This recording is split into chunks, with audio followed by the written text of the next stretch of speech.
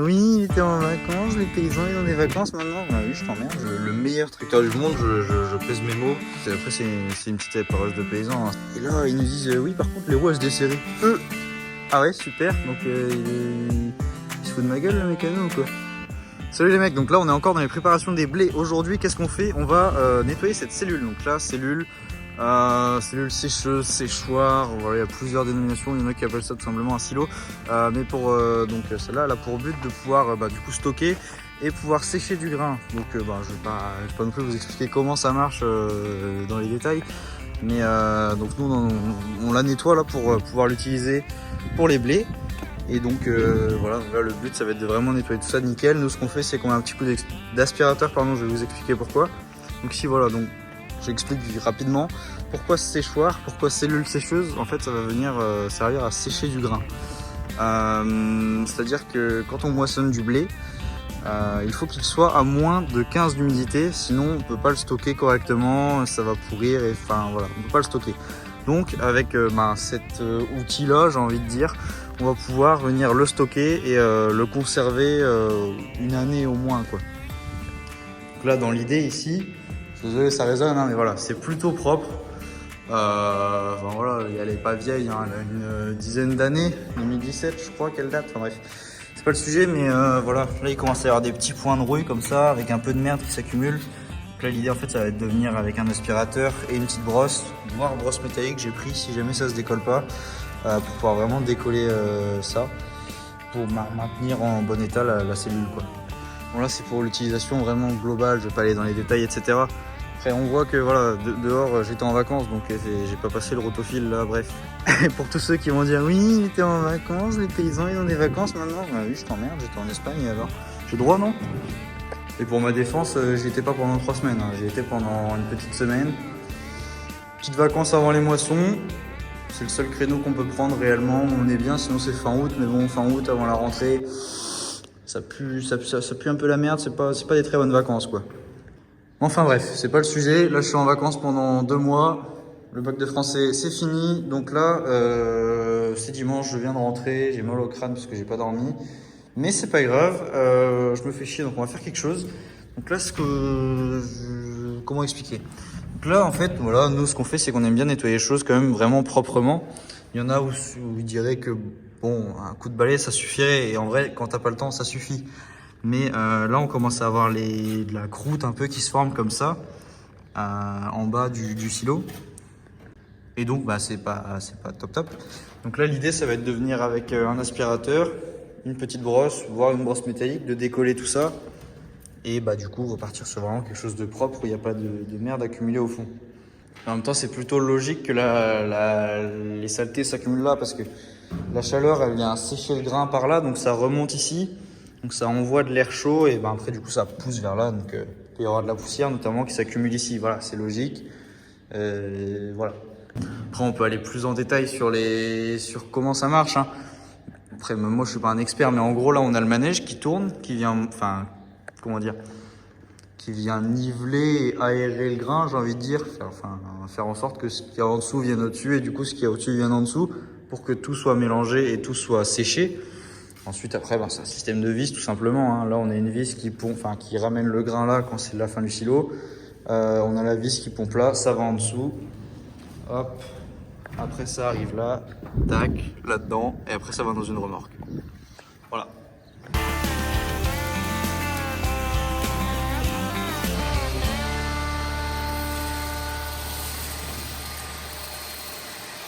Donc là les gars, je suis avec le meilleur tracteur du monde, je pèse mes mots, le T6050. Donc là je suis avec celui-là, je dois aller jusque chez Fimagri parce qu'on a acheté une épareuse Rousseau, donc voilà, donc ils vont nous la monter et on a acheté une masse aussi, une tonne 2 je crois, elle fait une grosse masse Fimagri, ça va être joli hein. Mais franchement, un très bon tracteur celui-là, je pense que c'est le meilleur de la ferme en vrai, très fiable, il tire comme pas possible. Là il fait juste un peu con avec ses roues fines, il fait pas très beau. Et je crois que tant qu'à faire, il a demandé à ce que la vidange soit faite, comme ça on a un tracteur qui est nickel avant la moisson quoi. Les gars, comment dire, je vous reprends tout simplement. Je vous avais dit que j'irais chercher, enfin qu'en tout cas je devais amener ce tracteur là à la concession, enfin bref, parce que mon père a acheté donc une épareuse, donc machin, Rousseau Alter, moi j'y connais rien, franchement, une épareuse, c'est une petite épareuse de paysan, hein, c'est pas un lamier de TA et c'est pas pour aller à la DDE, enfin c'est un petit truc, hein, mais voilà. 2021, bon, elle est pas neuve, mais elle est pas vieille non plus. On avait aussi failli acheter une neuve, mais bon, une neuve c'était 20, je sais plus combien, 23 ou 24 000 il me semble. Donc un peu cher pour l'utilisation qu'on en aura, étant donné que là on en a une pour pas la moitié de moins, mais 10 000 de moins. Et je crois qu'il nous a fait un prix aussi sur la masse. Ah, tiens, je vous ai pas dit ça du coup. Là, on a une jolie petite masse. J'aime bien. Jolie petite masse. Oula, jolie petite masse Fimagri. Serbiche. Le problème, c'est qu'elle est un peu grosse. Moi, je serais d'avis qu'il faudrait mettre celle-là limite sur le massé, malgré qu'elle soit bleue. Mais c'est pas grave, ça fait une grosse masse. Et mettre la grise du massé sur celui-là. Enfin, je sais pas. Voilà, dans l'idée, vous comprenez, ça fait une bonne masse pour celui-là, parce qu'en fait, celui-là, il est trop léger. Celui-là, c'est un tracteur, il tire comme pas possible, c'est un très bon tracteur, mais il est trop léger du nez. Donc on pourrait amener la 5 corps, enfin la charrue avec. Il n'y aurait aucun problème, c'est juste que le relevage est pas assez puissant et que ça lève. Même là, là on est dans un lieu de stockage, donc voilà. Là il y a le Lemken là. Ça va, il tire autant que le 7616, mais il a pas le relevage adéquat.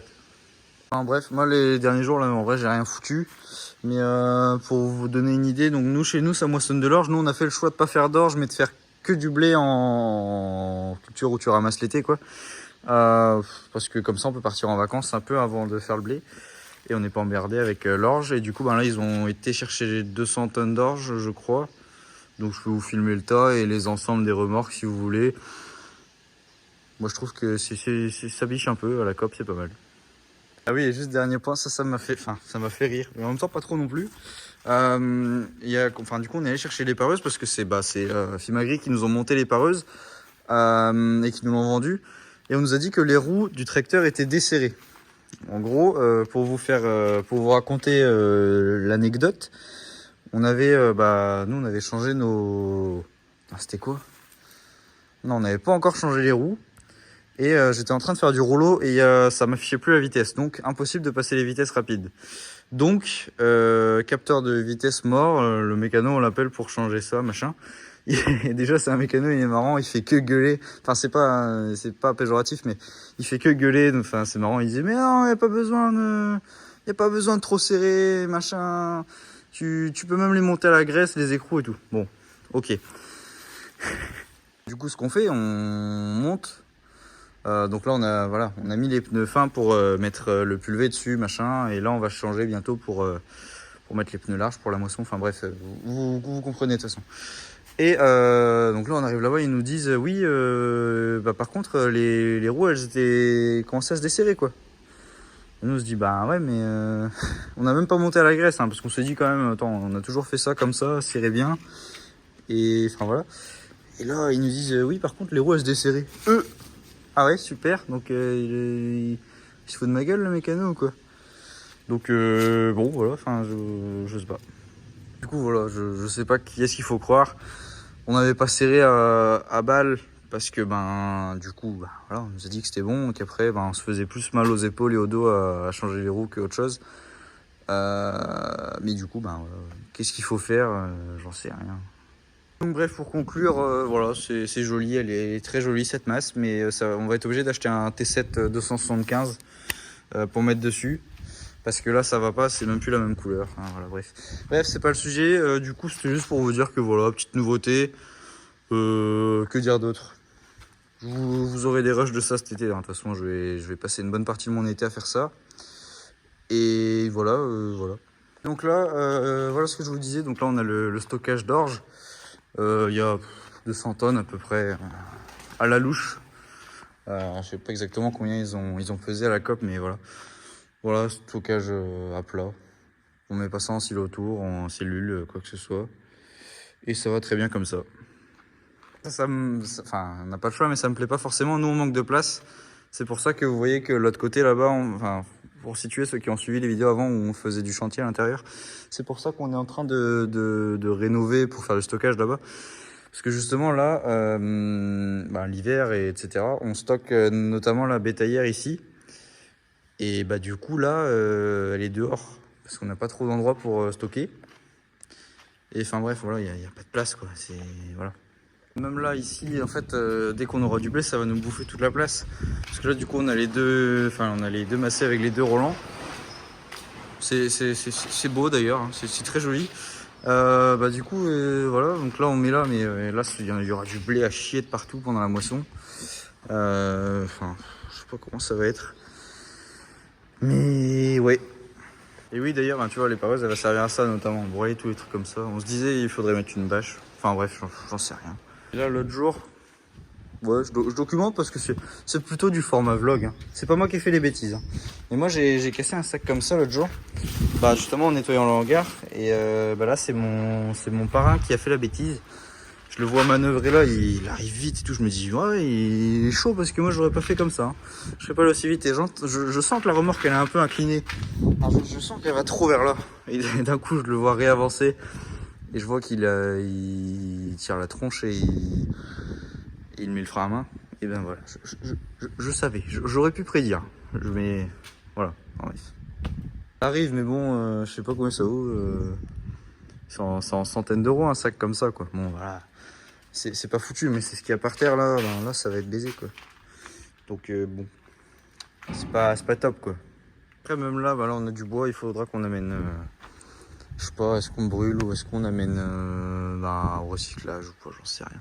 Parce que je vous disais, là on a la bétaillère et là on a la tonne. Mais là, la tonne dehors, qu'est-ce que ça me fait pas plaisir quoi. Parce que les peintures Josquin, elles sont pas top non plus. Josquin, c'est des très bonnes tonnes, c'est une très bonne remorque aussi, il me semble. Mais au niveau de la peinture, c'est pas top quoi. Je sais pas, elle doit pas avoir 5 ans. Ah oui, et aussi, notamment, bon là, nous on n'est pas bon soudeur, hein, mais là il y avait ça là, qui avait pété. Du coup, on s'est débrouillé comme on a pu pour finir. Et faudra qu'on amène ça à ressouder. Mais ouais, c'est chiant. On va dire que c'est peut-être aussi de notre faute parce que là, c'est tous les gaz et les huiles qui sortent là. Et peut-être que c'était lourd. Et du coup, t'as ta vidange là. Et peut-être qu'on n'avait pas vidangé assez tôt et du coup ça fait du poids et dans les chemins ça tangue quoi. Que dire, ça oui ça tangue et du coup ça détache au bout d'un moment. Mais enfin bref, là je suis dans un format où j'essaie de vous emmener plus avec moi. Si ça vous plaît pas et que vous voulez juste que je mette des cinématiques de tracteur en fond de vidéo, vous me dites. Si vous aimez bien, je continue et puis c'est perfecto. Franchement, l'été il commence bien. Il y a plein de transports à faire là, bientôt. Je reviens de vacances. Là, on va pouvoir y aller. Là, on va pouvoir y aller. Et donc après, que dire? Et après, là, je viens d'avoir mes résultats de bac de français et prévu anticipé de maths. Pas peu fier. Je crois que j'ai eu 17 en maths, 12 à l'écrit de français et j'ai combien? Et j'ai eu 17 à l'oral de français. Voilà. Voilà les fameuses ridelles. J'ai coupé là. Mais du coup, faudrait peut-être que je mette. Je vais mettre un plexiglas là et je vais passer un coup de Karcher avant les moissons. Parce qu'il faut que ça biche. Hein. Là, on fait les mecs pas sérieux en allant à la COP comme ça avec les deux remorques. Mais attention, hein. Attention. Nous, on est des mecs sérieux. On est des mecs qui faisons le boulot dans les règles de l'art. Et même là, tiens, faut que je nettoie ça parce que là, ça fait pas propre quoi. Profite, là, il y a mon collègue qui, il se reconnaîtra. Il a amené une sableuse chez moi. Je crois pas qu'il l'ait récupéré parce qu'il a besoin de sabler des trucs avec mon compresseur. Enfin bref. Et du coup, je pense que ça là, je vais le sabler. Et je vais juste mettre un coup de peinture par dessus. Enfin, ça va pas faire propre, mais ce sera toujours moins pire que de voir ça continuer à se bouffer. Donc après, je sais pas, est-ce que je peux passer la main ou pas? Ouais. Aïe, putain. Le con. Est-ce que je mets un scotch derrière ou pas? Est-ce que j'ouvre le capot? Est-ce que j'en sais rien. Sinon je fais comme ça et je mettrai un coup de soufflette derrière après. Je ne sais pas trop, je verrai. Ce que je disais tout à l'heure, est-ce que ce serait pas mieux de mettre celle-là sur le Newland et bah du coup celle du Newland qui est neuve sur celui-là. Après c'est pas bleu quoi, c'est con quoi, ça biche pas quoi. C'est du second degré bien sûr. Ah ça irait presque avec la remorque si elle était un peu plus bleue. Ah, on va être obligé de faire de la peinture quelque part. Ou d'acheter un tracteur. Ouais, compliqué. De toute façon c'est avec les aides, les paysans ils sont riches maintenant. Ils mettent de l'argent partout, enfin c'est atroce. Et bien sûr, je rigole, hein. Si vous saviez la réalité des choses, bah c'est qu'en fait, t'as pas le choix d'avoir du matériel comme ça pour travailler aujourd'hui convenablement sans avoir à les bêcher à la main tes 200 hectares. Enfin bref, j'illustre, hein, mais enfin, il y en a qui connaissent pas et qui comprennent pas et on peut pas leur en vouloir, mais il y en a aussi qui crachent dessus et qui ne s'y connaissent pas non plus et c'est un peu usant et on en a plein le cul de ces gens-là.